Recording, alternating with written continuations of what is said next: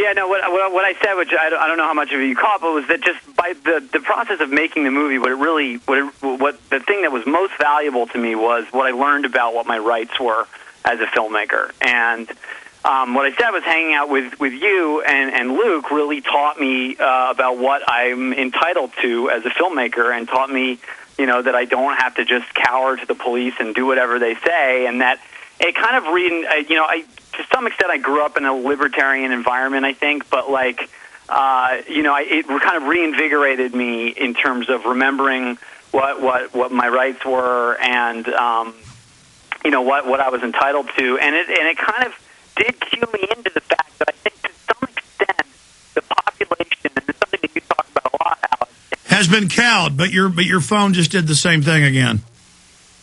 We should try to reconnect. No, it's a cordless phone. I know what it's doing. It's got low batteries or something. All right, well, David said he's working on it. Or somebody's using a blender next door. Whatever. Your phone's back now. You're saying what it really cued you in on with the public. Go ahead. It just really cued me into the fact that, basically, many people sort of just get conditioned to assume that the police are really the law, and you should never question them. And I think that's a very dangerous kind of attitude for a population as a whole to have. And so being in, shooting this film and hanging out with you and other people in the movie, I think got me kind of reinvigorated about what my rights were. Well, Andrew, it's not that we're looking for trouble with the police, but if you're in Austin, Texas, or you're in Dallas, or you're in New York, or you're in Los Angeles, or you're in D.C., and you're in a park with a video camera and police march over and meanly tell you can't be there, and you see them doing it to tourists, and you see them doing it to teenagers, this is tyranny. And I watched that happen to you guys quite a lot. You called D.C. to get a permit to videotape, and the city said rightfully there is no permit. But then you tell police that and private security guards, and they'd flip out. I know I witnessed it a half dozen times with you just in 2 hours of shooting in D.C. What? Seen when you're in front of the White House and you have a conversation with the police officer there, and you're trying to tell him, look, I'm just doing my job. There's no reason why you should take any of. They try to take our personal information, who we were, what we were doing, all that kind of stuff, and that's just I think that's strange and sort of a dangerous paradigm. And by the way, they were doing it to all the other tourists out there, not just us. But let me expand on that. In your film, and your film can be seen from two perspectives. You just show what happened, but with a camera, it only shows limited snapshots. There were Secret Service guys that we saw come out, and they had their shirts off, and they were watching us, and they were following us. And in the film, it's like I'm crazy going, they're Secret Service, when they were Secret Service, and they were following us down the block and down another street, sitting behind a hot dog stand watching us. Some people, a whole bunch of editorials have been written, one of them in New Republic, several others.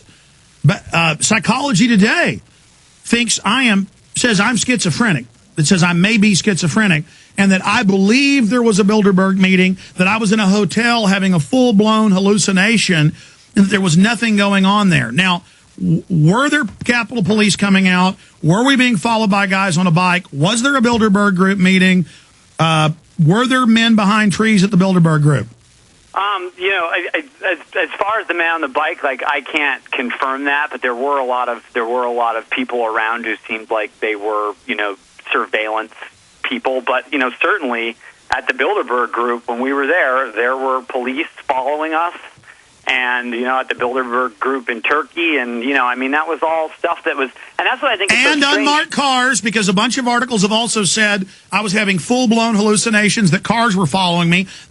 Guys, with short haircuts would follow us off Bilderberg with their cars, make 6, 7, 8 turns with us. Was that guy following us in the green car, spying on us? Definitely. You're schizophrenic.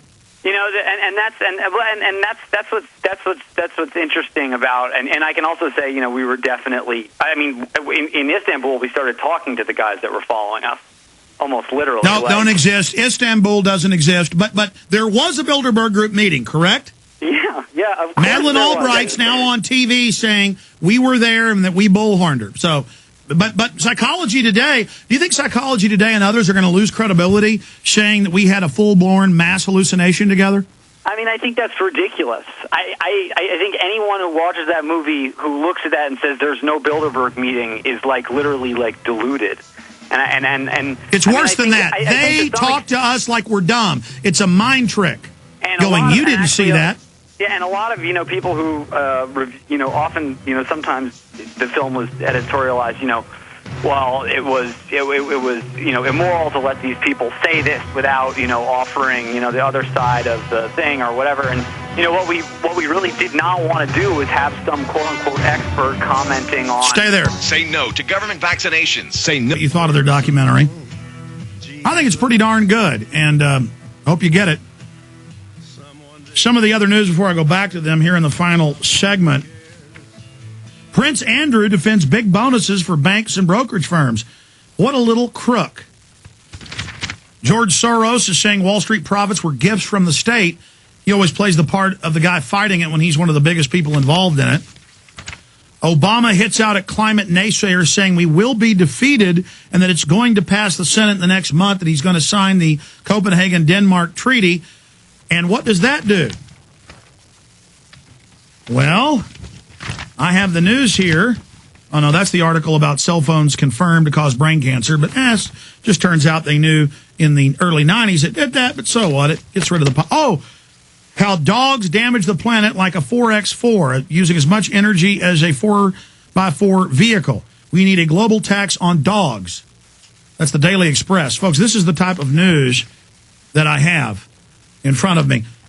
Are you going to enjoy your new carbon tax and your home inspections, Andrew Neil and Luke Meyer? No, I won't enjoy that at all.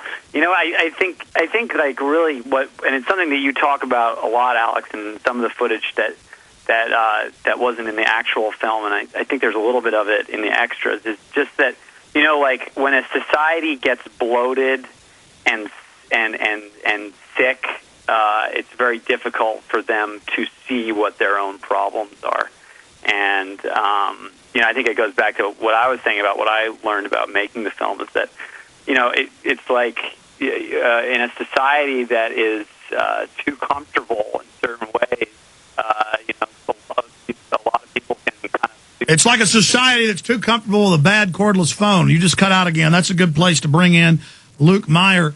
Luke, are you ever going to make any more films about the New World Order? Or are you going to... I guess you've already moved on to other issues. I can't say for sure. I mean, I feel like a lot of what we wanted, or at least a lot of what I wanted to say about, or to look into with this film, I feel like we were able to in this film. So there's not a similar film on the coattails of this film lined up yet. I'm not currently in production on the next film. I'm sort of taking some time in between. But I couldn't tell you for sure, Al. We really want to get into fiction stuff. Yeah, there's not enough of that. Yeah. Well, you guys are great filmmakers, and I was honored to be part of your production. It's the fairest thing we've seen from the mainstream media yet. We'll see what Time Warner tries to do with Ventura's TV show coming up in December and January. But I think you guys did focus a bit on the hokey. But we are a bit hokey, so we did do the things that you have in the film. And I think overall, it's a good film because it gets the detractors to plug it.